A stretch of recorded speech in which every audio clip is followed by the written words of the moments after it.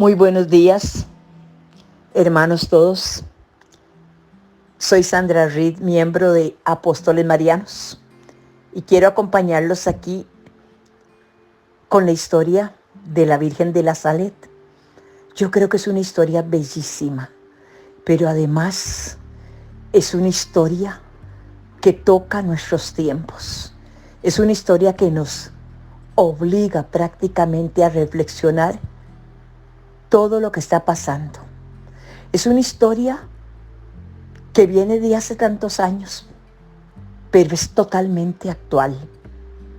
Este acontecimiento, que se llevó a cabo en una meseta montañosa al sudeste de Francia, fue cerca del poblado de La Salette. Un niño llamado Maximino, de 11 años de edad, y Melanie, de 15 años de edad, estaban cuidando el ganado. Melanie Matthew estaba acostumbrada y ella enfrentaba este tipo de trabajo desde que tenía 9 años de edad. Pero para Maximino todo era como nuevo. Su padre le había pedido que lo hiciera como un acto generoso para que pudiera cooperar en la granja, porque había un granjero que tenía a su ayudante enfermo por esos días. Entonces, el día 18 de septiembre de 1846, que es la víspera de la aparición de la Santísima Virgen María, dice Melanie que ella estaba sola, como siempre, cuidando el ganado. Y alrededor de las 11 de la mañana, ella vio a un niño que se aproximaba hacia ella. Por un momento ella tuvo miedo, pues a ella le parecía que todos debían de saber que había que evitar la compañía de ella. El niño se acercó y le dijo: «Hey niña, voy a ir contigo, soy de Corps». A estas palabras, dice Melanie, que inmediatamente le nació una malicia natural y que le dijo: «No quiero a nadie a mi alrededor, quiero estar sola». Pero él la siguió y le dice: «Mi amo me envió aquí para que contigo cuidara el ganado, vengo de Corps». Ella dice que se separó molesta de él, dándole a entender que no quería a nadie alrededor suyo. Cuando ya estaba a cierta distancia, Melanie se sentó en la hierba. Usualmente, de esta forma, ella le hablaba a las florecitas o al buen Dios. Después de un momento, dice que sintió detrás de ella Maximino sentado y directamente le dijo: «Déjame estar contigo, yo me voy a portar bien». Aún en contra de la voluntad de ella, dice ella, y sintiendo un poco de lástima por Maximino, le permitió quedarse. Al oír la campana de la Salet para el Ángelus, ella le indicó que elevara su alma a Dios. Él se quitó el sombrero, se mantuvo en silencio por un momento. Luego dice: «Comimos y jugamos juntos». Cuando cayó la tarde, bajaron la montaña y prometieron regresar al día siguiente para llevar el ganado nuevamente. Y en efecto, al día siguiente, el 19 de septiembre de 1846, el día estaba muy caluroso y los dos jovencitos acordaron comer su almuerzo en un lugar lleno de sombra, porque hacía muchísimo calor. Melanie había descubierto que Maximino era un excelente niño, simple, dispuesto a hablar de lo que ella deseara. Era muy flexible y juguetón, aunque era curioso. Llevaron entonces el ganado a una pequeña quebrada y, encontrando un lugar agradable, ahí decidieron tomar la siesta. Ambos se durmieron profundamente. Melanie fue la primera en despertar y vio que el ganado no estaba a la vista. Entonces rápidamente llamó a Maximino y juntos fueron en su búsqueda por los alrededores y los encontraron al ganado pastando. Entonces los dos jóvenes ya volvían en la búsqueda de sus utensilios donde habían llevado el almuerzo, y cerca de la quebrada, en donde habían hecho la siesta, divisaron un globo luminoso que parecía dividirse. Melanie entonces le pregunta a Maximino si él ve lo que ella está viendo. «Oh, Dios mío», exclamó Melanie, dejando caer la vara que llevaba. Algo que a ella le parecía fantásticamente inconcebible, la inundó en ese momento y se sintió atraída con un profundo respeto, con gran amor y con el corazón latiéndole muy rápidamente. Y entonces divisaron a una señora que estaba sentada en una enorme piedra. Tenía el rostro entre sus manos y lloraba amargamente. Melanie y Maximino estaban atemorizados, pero la señora, poniéndose lentamente en pie, cruzando suavemente sus brazos, los llamó hacia ella y les dijo que no tuvieran miedo. Agregó que tenía grandes e importantes nuevas que comunicarles. Sus suaves y dulces palabras hicieron que los jóvenes se acercaran apresuradamente. Melanie cuenta que su corazón deseaba en ese momento adherirse al de la bella señora. Dijeron que la señora era alta, de apariencia majestuosa, que tenía un vestido blanco con un delantal ceñido a la cintura, que a ellos les pareció que era de color dorado, pues estaba hecho de una tela no material, más brillante que muchos soles, que sobre los hombros lucía un precioso chal blanco con rosas de diferentes colores en los bordes, que sus zapatos blancos tenían el mismo tipo de rosas, que de su cuello colgaba una cadena con un crucifijo, que sobre la barra del crucifijo colgaban de un lado el martillo y del otro lado unas tenazas. De su cabeza vieron una corona de rosas que irradiaba rayos luminosos como una diadema, y en sus preciosos ojos notaron que habían lágrimas que rodaban por sobre sus mejillas, y una luz más brillante que el sol, pero distinta al sol, la rodeaba. Le dijo a los jovencitos que la mano de su hija era tan fuerte, esa mano de su hijo era pesada y que ya no podía sostenerla. A menos que la gente hiciera penitencia y obedeciera las leyes de Dios, si no tendrían mucho que sufrir. La gente no observaba el día del Señor. Continúan trabajando sin parar los domingos. Tan solo unas mujeres mayores van a misa en el verano, dijo la Virgen. Y en el invierno, cuando no tienen más que hacer, van a la iglesia para burlarse de la religión. El tiempo de Cuaresma es ignorado, dijo la Virgen. Los hombres no pueden jurar sin tomar el nombre de Dios en vano. La desobediencia y el pasar por alto los mandamientos de Dios son las cosas que hacen que la mano de mi hijo sea cada vez más pesada. Ella continuó conversando y les predijo una terrible hambruna y escasez.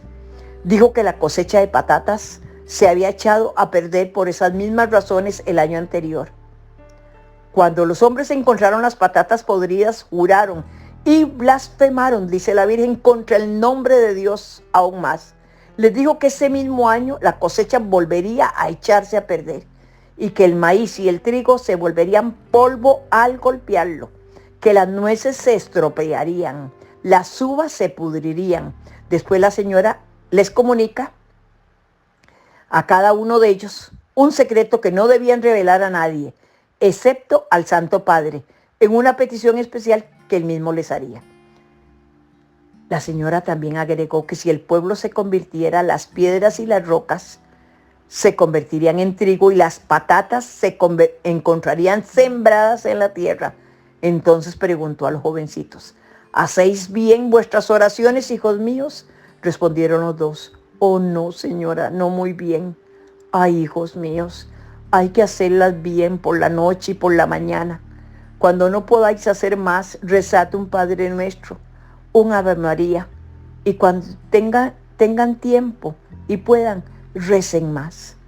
Dice que con su voz maternal y solícita les termina diciendo: pues bien, hijos míos, decid esto a todo mi pueblo. Luego continúan andando hasta el lugar en que habían subido para ver dónde estaban las vacas.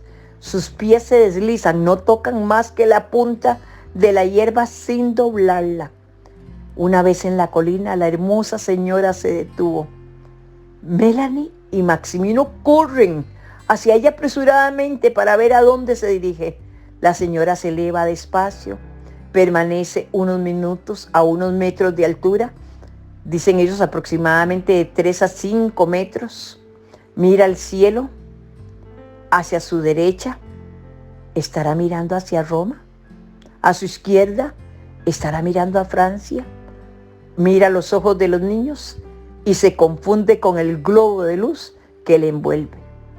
Este sube hasta desaparecer en el firmamento. Nosotros vamos a ir comprendiendo lo que la Virgen está prácticamente, hermanos amados, profetizando.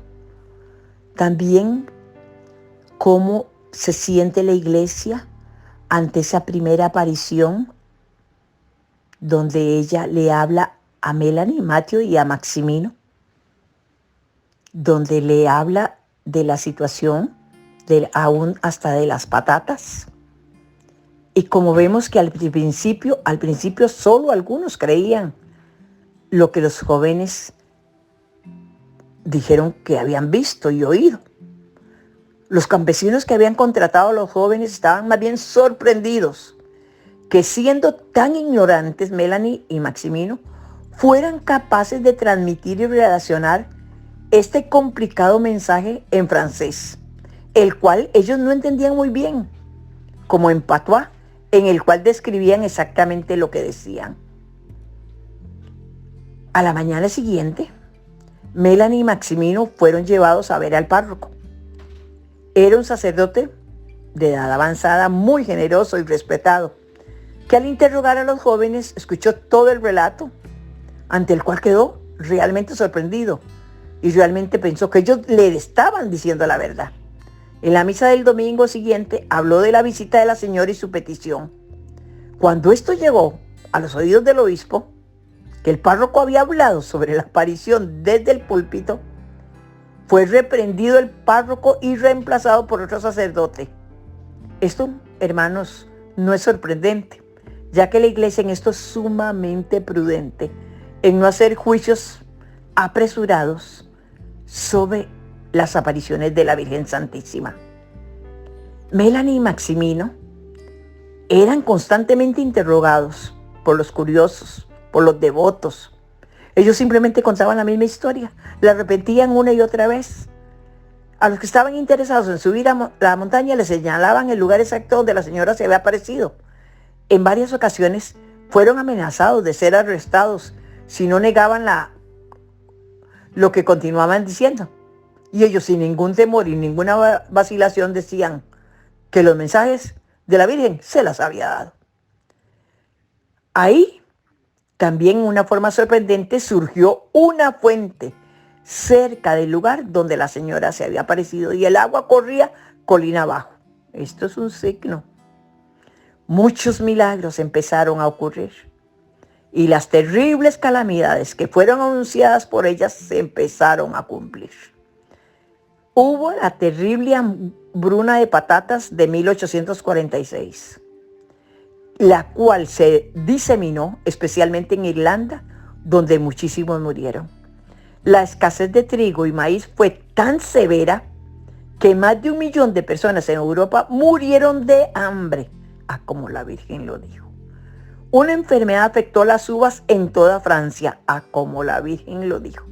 Probablemente el castigo hubiera sido peor de no haber sido por los que acataron el mensaje de la Salet. Muchos entonces comenzaron a ir a misa, las tiendas fueron cerradas los domingos y la gente cesó de hacer trabajos innecesarios el día del Señor. Las malas palabras y las blasfemias fueron disminuyendo. Realmente uno se da cuenta que obedeciendo lo que la Virgen nos aconseja, se dan los cambios. Realmente la Virgen dijo que habría un castigo y que las uvas se marchitarán. Y aquí uno ve que la iglesia, por ejemplo, el obispo de La Salet, encargó a 2 teólogos la investigación de la aparición y de todas las curaciones que ya estaban registrándose. Y durante 5 años se hicieron las más minuciosas investigaciones en toda Francia, en aproximadamente 80 diferentes lugares.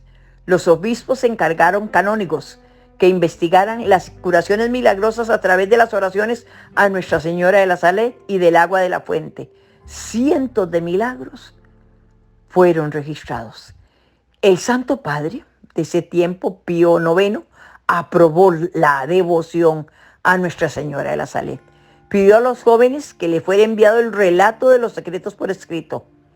Tiempo después dirá el Santo Padre: estos son los secretos de la Salet. Si el mundo no se arrepiente, perecerá. Realmente aquí vemos en esta proclama del Papa que estaba ya indicando que tenía que darse un cambio, no solo a nivel de Francia, a nivel mundial. Está también el arzobispo de Sens, el obispo de Auxerre, primado de las Galias y de Germania, Melonjoli.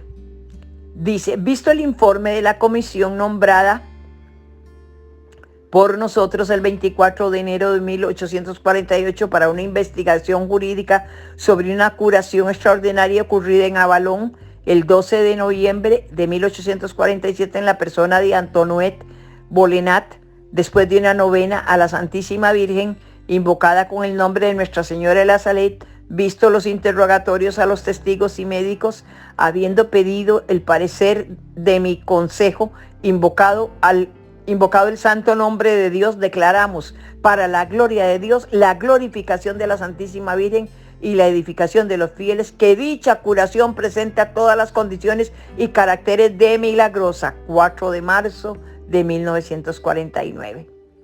También nos encontramos el caso del obispo de Verdún, Luis Rosat.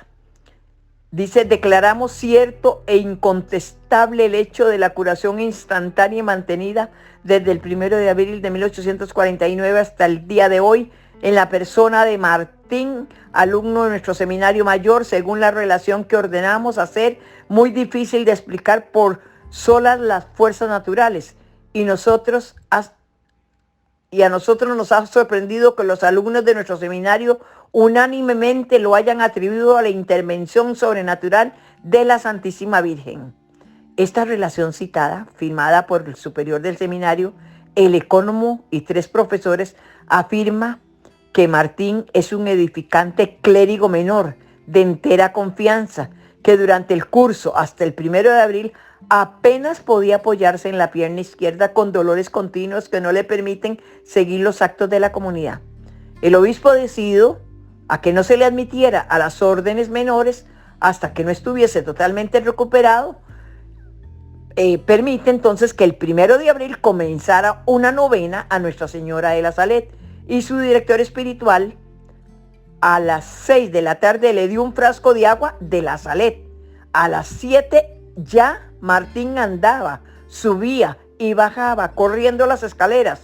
La curación produjo una fuerte impresión en todo el seminario. Eso se dio el 1 de agosto de 1849.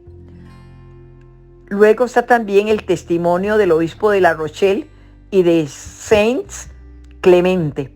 Oído el testimonio de muchos personajes sobre la curación repentina de Madame Bonnet de una enfermedad incurable como consecuencia de una novena que hizo Nuestra Señora de la Salet, examinado atentamente el proceso verbal pedido al doctor Kemmerer, que atestiguó la imposibilidad absoluta de dicha curación por los remedios humanos, consultado nuestro consejo e invocadas las luces del Espíritu Santo, pronunciamos que no puede ser atribuida nada más que a una intervención sobrenatural. Esto fue el 12 de enero de 1855. Vemos entonces las maravillas de los milagros que se dieron en la Salet. Una preciosa basílica entonces fue construida en el lugar de la aparición, 6.000 pies sobre el nivel del mar. En la actualidad, junto a la basílica hay un centro de acogida a los peregrinos con alojamiento. Una nueva congregación de sacerdotes ahí se fundó, sacerdotes misioneros de Nuestra Señora de la Salet, que tienen casas, escuelas alrededor del mundo, que fomentan el trabajo y contribuyen en la propagación de los mensajes de Nuestra Señora de penitencia, Una confraternidad fue fundada y fue elevada casi instantáneamente a archicofradía. Una congregación de religiosas, las Hermanas de Nuestra Señora de la Salet, fue establecida para ayudar a mujeres peregrinas y a enfermos. Muchos peregrinos llegan anualmente a la basílica y con espíritu de penitencia suben la montaña. Muchos milagros se dan en el cuerpo y en el alma dependiendo de la devoción de los fieles y la gracia de Dios. Si nosotros nos preguntamos, hermanos, ¿cuál es el significado y la gracia derramada a la humanidad el 19 de septiembre de 1846? Podemos encontrar aspectos de la palabra de Dios que son recordados en el mensaje enviado del cielo a través de la Santísima Virgen de la Salet. Tiene un gran significado evangélico para ver y entender. Por eso dice Mateo 13:13, por eso les hablo en parábolas, porque viendo no ven y oyendo no oyen ni entienden. Antes de hablar, la Señora se comunica con señales. María, la Madre de Jesús y Madre nuestra, irradia la luz de la resurrección. El brillo de su rostro es tanto que Maximino es incapaz de mirarla permanentemente. Y a Melanie le deslumbra la presencia de la Santísima Virgen de la Salet. Su vestidura, como las de Cristo en la montaña el día de la transfiguración, de igual forma resplandece de luz. La luz procede del gran crucifijo que tiene sobre su pecho. Apareciéndose en la Salet, María Santísima continúa llevando a cabo la misión que recibió al pie de la cruz, tomar el sufrimiento y el dolor por nosotros para darnos vida en la fe, pues nunca entre vosotros me precié de conocer otra cosa sino a Jesucristo y a este crucificado. Primera de Corintios 2:2. Mis hermanos, en esta segunda entrega vemos la maravilla de la vestidura de la Virgen que tiene un gran significado y que tiene un gran mensaje propio de los evangelios para nosotros. Yo creo que todas estas enseñanzas sobre la Virgen de la Salet que hemos venido contemplando y que vamos a hacer primero toda la presentación de lo que la Virgen dijo para entrar en un diálogo a nivel de todo el grupo de apóstoles marianos. Cuando terminemos todas estas entregas sobre la Virgen de la Salet, vamos a preguntarnos muchas cosas sobre ella y qué es lo que realmente Dios ha querido decirnos para nuestros tiempos. Y también vamos a permitir que ustedes puedan mandarnos sus preguntas, enviarnos sus preguntas, remitírnoslas y nosotros dar respuestas a ellas. Y si no tuviéramos la respuesta, la vamos a investigar a través de los sacerdotes y todo, pero que todos quedemos satisfechos y podamos entender a profundidad qué es lo que la Virgen de la Salet nos está hablando para los últimos tiempos. Estábamos analizando al final del segundo audio el vestuario de la Virgen de la Salet y vemos increíblemente la maravillosa presencia de su vestidura. Y vemos que la vestidura de la Virgen, como las de Cristo en la montaña el día de la transfiguración, es una forma donde resplandece llena de luz. Y la luz, decíamos que procede del crucifijo que tiene sobre su pecho. Que apareciéndose en la Salet, María Santísima continúa llevando a cabo entonces la misión que recibió al pie de la cruz. Lleva el crucifijo al pecho, cerca de su corazón. Es decir, toma el sufrimiento y el dolor por nosotros para darnos vida en la fe. Pues nunca entre nosotros, dice la palabra de Dios, nunca entre nosotros me precié de conocer otra cosa sino a Jesucristo y a este crucificado, como lo dice en Primera de Corintios 2:2. El crucifijo está entre un martillo y unas tenazas. Ustedes van a ver ahorita la imagen de la Virgen de la Salet y vamos a ir viendo todas esas partes. El crucifijo está entre ese martillo y unas tenazas. ¿Qué son esos instrumentos? Son los instrumentos de la pasión. De los hombros de la hermosa señora cae una larga cadena que viene a ser el símbolo bíblico del pecado, de las injusticias cometidas por cada uno de nosotros contra nuestros hermanos. Y paralelamente a las cadenas, en los bordes, como pueden ver ustedes, del chal, la hermosa señora tiene rosas de muchos colores. ¿Qué nos recuerda esto? El Santo Rosario. Desde nuestras raíces humanas hasta la cruz, y de la cruz a la gloria y al festín celestial, hay rosas alrededor también de la Virgen Santísima. No solo en el chal, también alrededor de su cabeza, como una diadema de luz y alrededor de sus pies. Y eso nos recuerda lo que dice Eclesiástico 24:12. He arraigado en un pueblo glorioso en la porción del Señor en su heredad, como plantel de rosas en Jericó. La Constitución Gaudium et Spes, el número 13, del Concilio Vaticano II nos dice: de ahí que el hombre está dividido dentro de sí mismo. Por eso, toda vida humana, individual o colectiva, se nos presenta como una lucha dramática entre el mal y el bien, entre las tinieblas y la luz. Más aún, el hombre se encuentra incapacitado para resistir eficazmente por sí mismo a los ataques del mal, hasta sentirse como arrojado con cadenas. Y dice la palabra de Dios en Lucas 6:46, 8:21, 11:28 y en Santiago 1 del 25 al 27, escuchen y pónganlo en práctica.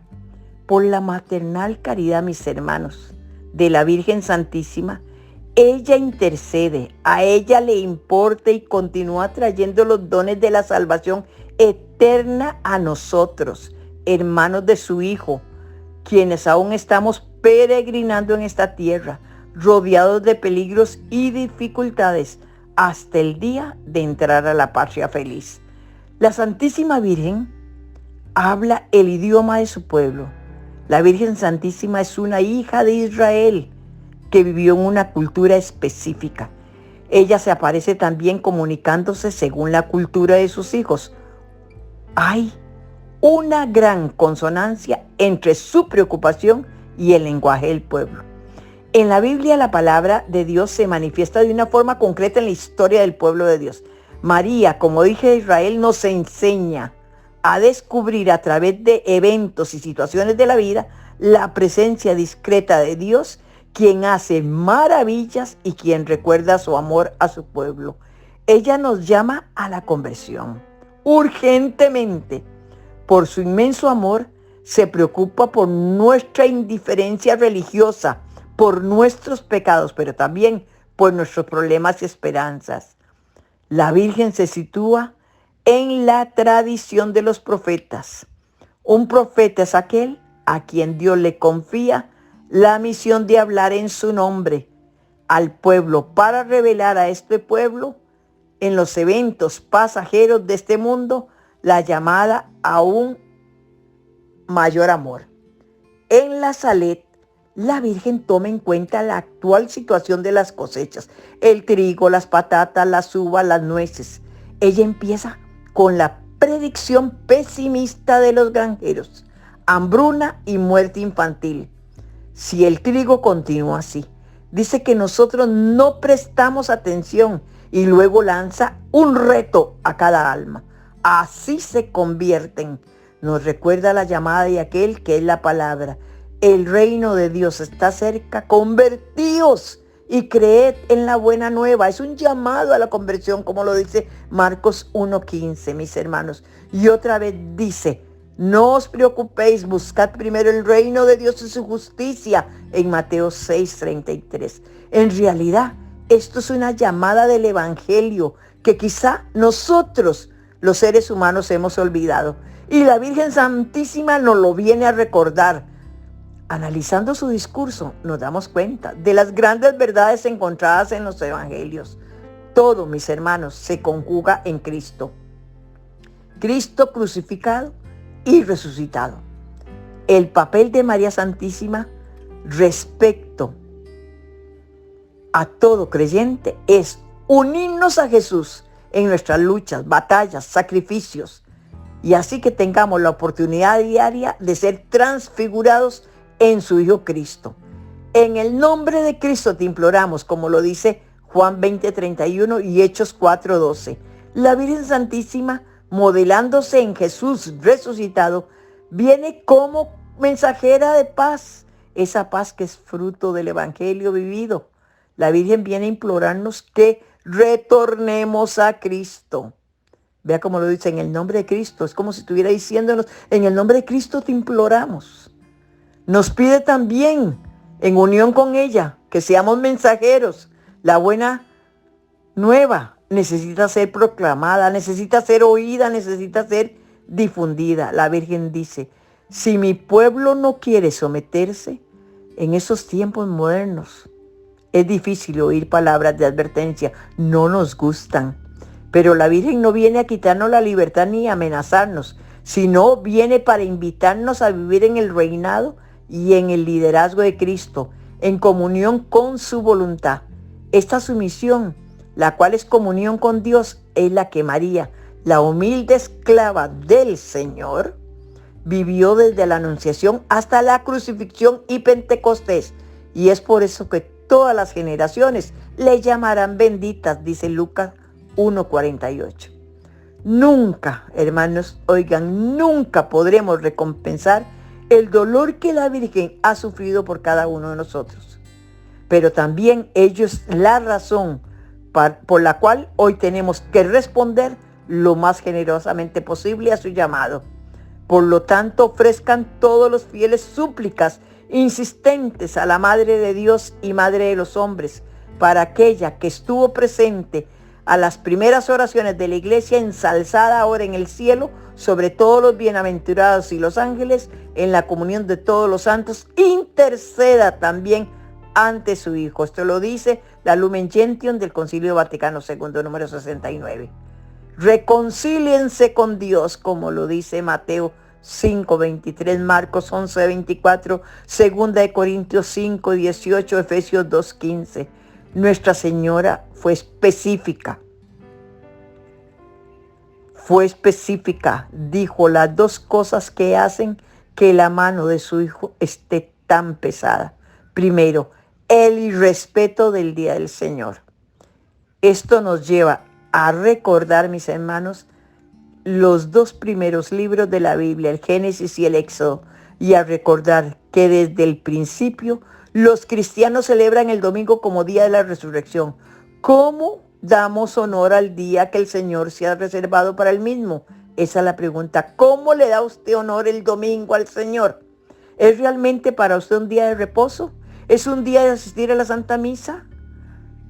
¿Deja todo lo que hacía para ir a estar con Dios y darle ese día para la gloria de Él? Y el segundo rechazo que siente el Señor, el irrespeto al nombre de mi Hijo, dice la Virgen. Los que utilizan el nombre de Cristo por la menor adversidad imponen a Dios la responsabilidad de estas, olvidándose así de las propias. Cuando nos vemos asediados por toda clase de pruebas, egoístamente nos cerramos en nosotros mismos sin esperanza y le echamos la culpa a Dios. La Virgen viene a recordarnos nuevamente, santo es su nombre, porque no hay bajo el cielo otro nombre dado a los hombres por el que nosotros debamos salvarnos. Hechos 4:12.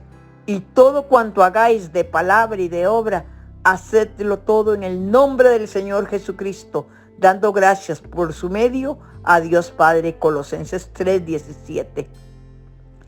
El hombre, al negarse muchas veces a reconocer a Dios como su principio, trastornó su debida ordenación a un fin último y al mismo tiempo dañó todo el programa trazado para sus relaciones consigo mismo, con todos los hombres y con toda la creación, dice la Gaudium Spes número 13 del Concilio Vaticano II. Mis hermanos, tenemos que meditar a profundidad sobre todas estas cosas. en Marcos 14:32, en Lucas 18:1 y en Juan 17. Todo el capítulo de Juan 17. ¿Por qué? Porque está centrándose la Virgen Santísima en la Salet, primero en una oración perseverante y profunda. Cuando les pregunta a los niños, a Maximino y a Melanie, ¿hacéis bien vuestras oraciones? Y ellos les contestan, no muy bien, señora. Esa también podría ser hoy la respuesta de nosotros como humanidad. Entonces la Virgen nos está exhortando a orar diariamente, mañana, tarde y noche, porque está en la palabra, velad y orad, como lo dice Mateo 26:41. La Virgen indicó a los niños lo mínimo, un Padre Nuestro, un Ave María, pero los urge a ir más allá, a dar más de sí, a hacer la milla extra. Los discípulos de Cristo, perseverando en la oración y alabanza a Dios, como lo dice Hechos 2:42, han de ofrecerse a sí mismos como hostia viva, santa y grata a Dios. Romanos 12:1. Han de dar testimonio de Cristo en todo lugar y a quien se la pida han de dar también razón de la esperanza que tienen en la vida eterna. Primera de Pedro 3:15 y el Concilio Vaticano en la Lumen Gentium número 10. Realmente esto es lo primero que nos llama a una viva oración, a una entrega en la oración, a una oración perseverante y profunda, pero también nos llama a una participación en la Santa Misa. Durante el verano, dice, solo algunas mujeres, dice la Virgen, mayores van a misa. Y realmente nosotros tenemos que ver que el participar juntos cada semana como cristianos en la celebración de la Eucaristía viene a ser una necesidad vital, como la respiración lo es para el ser humano. La palabra de Dios está nutriendo la fe. El contacto con Cristo en la fracción del pan nos va a permitir una fuente de dinamismo, una comunión con su cuerpo entregado por nosotros. Y su sangre derramada nos recuerda que debemos estar siempre listos para dar la vida por otros. Y entonces nos hacemos así partícipes, siendo fortalecidos en su Santo Espíritu. ¿Qué sucede en el corazón de este mundo? Que estamos todavía ligados a ceguera, a inercia, a la asedia. La Iglesia en la celebración de la Eucaristía lo que hace es que comprende y anuncia que el nuevo mundo inaugurado por Cristo resucitado está realmente presente entre nosotros. Y es necesario que nosotros nos convirtamos en testigos de esto en nuestra vida cotidiana, a través de nuestra conducta individual, en cada cosa que hagamos y como miembros de la sociedad. Por eso la necesidad eucarística entonces es fuente de esperanza y de gozo que nadie nos podrá quitar, como lo dice Lucas 21:14, Juan 13:1 y el capítulo 20, versículos del 19 al 26. Otro aspecto que también contempla la Virgen es recobrar nuestra dignidad actuando como cristianos. Nos dice la Virgen Santísima, durante la Semana Santa van a la carnicería como perros. Van a la carnicería como perros. Lejos de escandalizarnos esto, las palabras de Nuestra Señora deberían traspasarnos nuestras conciencias. En las Sagradas Escrituras, cuando al pueblo se le compara con los perros, significa que éste ha perdido el sentido de su dignidad. Filipenses 3:2, Mateo 7:6. Y realmente hacemos con nuestra dignidad de hijo de Dios un desperdicio del alimento que Dios nos da, de los bienes que Dios nos da, de lo que necesitan los otros hermanos. Para recobrar, hermanos míos, nuestra dignidad, debemos darnos cuenta que no solo de pan vive el hombre y que los esfuerzos necesarios que hagamos como apóstoles marianos para estos últimos tiempos que son tan vitales es compartir nuestras bendiciones con otros. Y entonces ella nos estará tratando de ponernos en comunión con el Hijo de Dios, de quien se deriva nuestra dignidad. Como dice Mateo 25:40, en verdad os digo que cuanto hicisteis a uno de estos hermanos más pequeños, a mí me lo hicisteis. Cada año, hermanos, se nos presenta el maravilloso testimonio dado por Jesús durante su pasión, como está en 1 de Timoteo 6. Y es un recordatorio de que nunca debemos vender nuestra dignidad, nunca debemos vender nuestra dignidad. El poder de la resurrección está entre nosotros obrando y haciéndonos hijos de Dios. Entonces no puede haber nada que nos comprometa con la falsedad, la injusticia, el dinero o el poder. No vivamos como perros, sino que todo nuestro ser y nuestros bienes estén a la voluntad del Padre, cueste lo que cueste, mis hermanos, cueste lo que cueste. La señora también hace mención a Maximino de un evento aparentemente que pareciera no tener ninguna importancia, una pequeña obra y una observación que había hecho su papá, el papá de Maximino. Por mucho tiempo el señor Giraud no había atendido a la iglesia y era realmente indiferente a la religión. Cuando el 20 de septiembre escuchó el relato de la aparición, su reacción fue prohibirle a su hijo Maximino decir nuevamente esos cuentos sin sentido.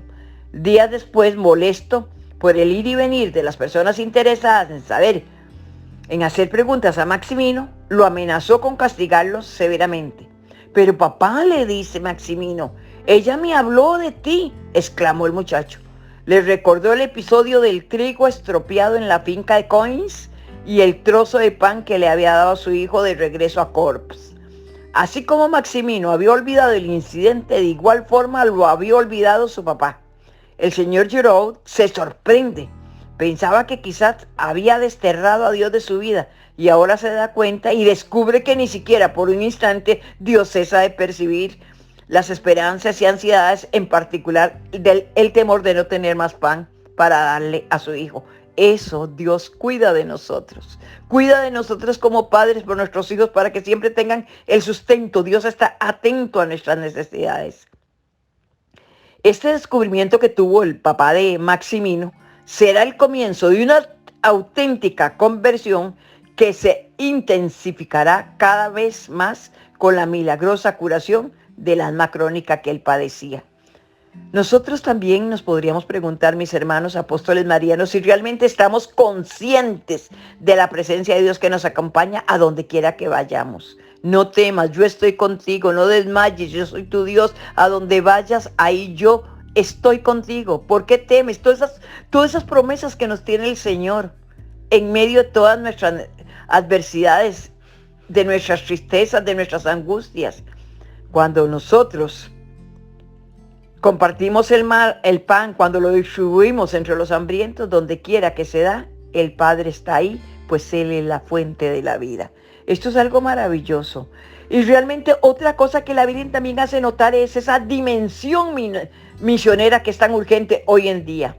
Pues bien, hijos míos, les dice, decid esto a todo mi pueblo. La dimensión misionera es esencial para todos nosotros creyentes católicos. Y Nuestra Señora aquí, en la Virgen de la Salet, nos los recuerda en forma específica y puntual. Cristo, nuestro Señor, vino a crear nuevas condiciones de vida, reconciliada con Dios y con el prójimo. Debemos dedicar nuestro existir, mis hermanos, a realizar esta vida de reconciliación en este mundo dividido en el cual hoy nos encontramos. Esta reconciliación es una fuerza viva, capaz de abrir el futuro a todas las gentes. Renueva así los lazos rotos, debilitados por el egoísmo, por los temores. En este mundo donde todo el mundo trabaja, construye, sufren y esperan, que tengamos tan solo un tipo de obsesión, una obsesión misionera. Son muchos los peregrinos que se acercan, muchísimos, que se acercan a la aparición de la Salet y suben la montaña santa, todos juntos y cada uno personalmente se siente llamado por la hermosa señora que nos recuerda que Dios es rico en misericordia, que está presente en cada una de nuestras vidas. ¿Cómo no hacer caso ante este llamado de tanta ternura, mis hermanos? ¿Cómo resistir ese llanto de ver a la Virgen sentada llorando en forma incesante, amargamente, donde intercede por nosotros sin cesar? Ella está junto a nosotros, hermanos apóstoles marianos, con su atención personal en cada detalle, acontecimiento, en cada lucha, en cada pena, en cada decisión, en cada aflicción diaria. María Santísima, fiel a la misión recibida en el Calvario, nunca cesa, mis hermanos, de recordarnos los medios que se nos han dado para regresar a su Hijo, pues sin su ayuda no podremos construir nuestras vidas o nuestro mundo. El rechazo de su gracia también trae serias consecuencias. María, nuestra abogada y reconciliadora, vino a la Salet a recordarnos esta verdad.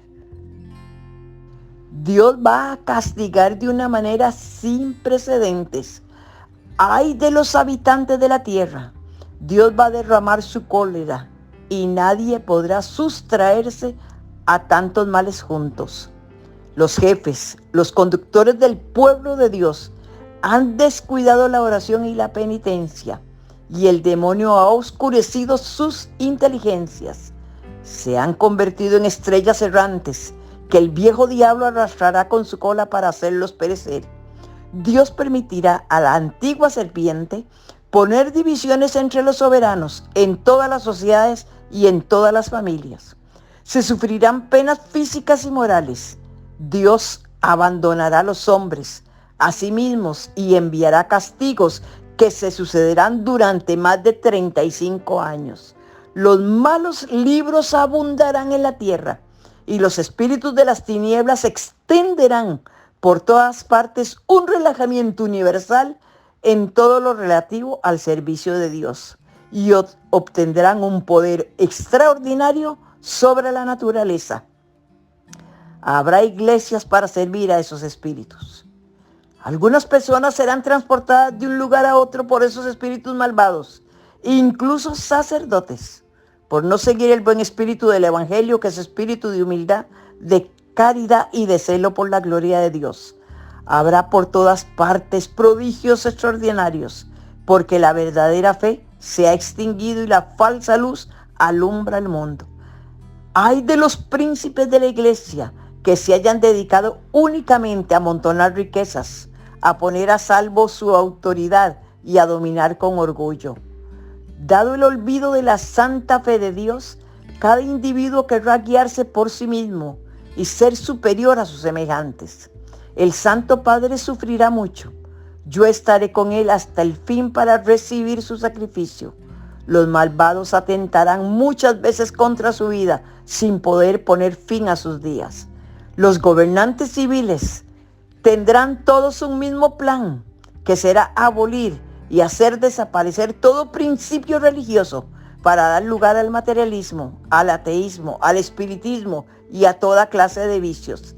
En los conventos, las flores de la iglesia estarán corrompidas y el demonio se hará como el rey de los corazones.